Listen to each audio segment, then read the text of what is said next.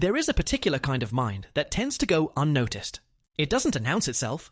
It sits at the edge of a conversation, watching, absorbing, measuring the temperature of a moment with an accuracy most people would find unsettling if they understood what was happening. These minds did not become this way through schooling or ambition. They became this way because, at some point early in life, perception stopped being optional and became survival. Researchers have begun to describe this phenomenon with a term that captures both its origin and its paradox. They call it traumatic intelligence. It is considered one of the rarest cognitive profiles a person can have, and what makes it rare is not just how it forms, but how invisible it remains, even to the person who carries it. The central idea is uncomfortable, but essential. Adversity does not only leave scars. In certain developmental conditions, it also produces cognitive refinement. When a child grows up inside unpredictability, the young brain adapts. It sharpens. It devotes extraordinary processing power to reading people, reading contexts, anticipating outcomes. Neuroscience supports this. Sustained exposure to uncertainty shapes the amygdala and the prefrontal regions responsible for social cognition and emotional forecasting. The child learns, without ever being taught, how to decode a tone, how to forecast a storm from the faintest change in the air. That learning never leaves. It becomes the operating system of the adult they grow into. The first sign is an uncanny ability to sense the emotional weather of a space the moment you enter it. Before anyone speaks, you already know who is tense, who is pretending, which two people had a disagreement before you arrived. This is not mysticism. It is high-resolution pattern recognition, built from thousands of early hours spent scanning faces for information that mattered. Your brain learned that accuracy was not a social skill, but a form of protection. Long after the need for protection faded, the skill remained. The second sign is empathy so acute it sometimes feels like a burden. You notice the coworker whose smile doesn't reach their eyes. You hear the hesitation in a friend's voice during what sounds to everyone else like a normal sentence. Psychologists call this affective attunement, and it develops with particular intensity in children who had to monitor the emotional states of caregivers. You did not choose to feel other people this deeply. You were shaped into it. And while that sensitivity can be exhausting, it is also the reason people open up to you in ways they don't open up to others. The third sign appears under pressure. When a crisis unfolds, when plans collapse, something in you becomes still. While others panic, you calculate. This is a nervous system trained in early life to function inside chaos. Psychologists call it stress inoculation, the way repeated exposure to adversity can produce a remarkable ability to think clearly under conditions that would overwhelm most people. What others experience as emergency, your mind has already quietly categorized and begun solving. The fourth sign is an almost obsessive interest in why people behave the way they do. You don't just notice behavior, you interrogate it. You replay conversations hours later, searching for subtext. You find yourself analyzing the motivations of strangers, the psychology of a difficult colleague, the unspoken history behind a family member's reactions. This tendency was not born from idle curiosity.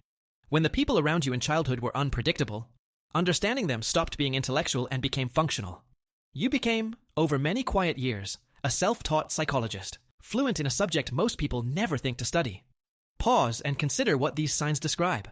A mind that is observant, emotionally responsive, cognitively resilient under stress, philosophically engaged with human nature. These are not deficits, they are capacities, and they were earned, not given. The fifth sign is a pronounced preference for self-reliance. You solve your own problems, you carry your own weight. Asking for help feels strangely foreign, as though it belongs to a vocabulary you never fully learned. People sometimes misread this as pride, but it is neither. It is the residue of an early understanding that depending on others carried risk. Competence became a form of safety. Part of growth in adulthood involves learning that interdependence is not the same as vulnerability. The sixth sign is emotional depth that borders on overwhelming. A piece of music can move you to tears without warning. A small act of kindness from a stranger can stay with you for days. Injustice registers in your body as something close to physical pain. This is not oversensitivity. It is the signature of an emotional system activated early and often, one that learned to feel in high definition because the stakes of feeling were high. The beauty is louder. So is the grief. The seventh sign is a cautious relationship with trust. You observe before you open. You notice inconsistencies that others overlook. You give weight to behavior over words. Psychologists call this adaptive vigilance, a filter developed in environments where surface kindness did not always reflect genuine safety. The cost is that intimacy takes longer. The gift is that once you do trust someone, that trust is rooted deeply, and the relationships you build tend to be remarkably durable and real. The 8th sign is an uneasy relationship with stillness. When life becomes quiet, something inside you grows restless. Thoughts held at bay by activity begin to surface. Rest feels less like relief and more like exposure. This is the nervous system doing exactly what it was trained to do, which is stay ready. The work of adulthood, for minds like yours, involves a slow renegotiation with stillness. Teaching the body, gently and repeatedly, that it is allowed to stand down. The 9th sign is a reluctance to see yourself clearly. You can assess almost anyone with unsettling accuracy, but when the lens turns toward your own inner life, it fogs. You minimize your pain. You explain away your achievements. You struggle to accept praise you would readily offer someone else. The self becomes the hardest subject to study, in part because studying it too closely was once too painful to bear.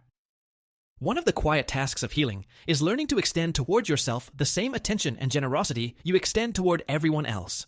The 10th sign, and the defining one, is a sense of meaning you did not choose so much as inherit from what you lived through. You do not move through life casually. You have looked at pain, in yourself and in others, and something in you has refused to accept that it was meaningless. You ask larger questions than your peers. Richard Tedeschi and Lawrence Calhoun, who spent decades studying what they called post-traumatic growth, found that a meaningful portion of people who survive hardship eventually develop a clarity of values and a depth of purpose that others spend a lifetime searching for. You did not ask for this clarity.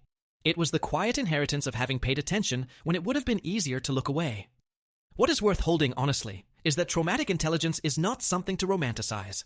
The sharpness was real, but so was the weight of becoming this way. Psychology does not ask us to be grateful for what wounded us. It asks us to understand that the human brain is extraordinarily responsive to experience, that adversity does not only subtract from a person, but in certain conditions rearranges them into something unusually attentive, capable, and deep. The perception you carry, the empathy, the resilience, the hunger for meaning, these are not accidents. They are the architecture of a mind that had to grow too quickly, and that, against real odds, grew well. The past built the intelligence. What happens next is no longer the past's decision. It is yours.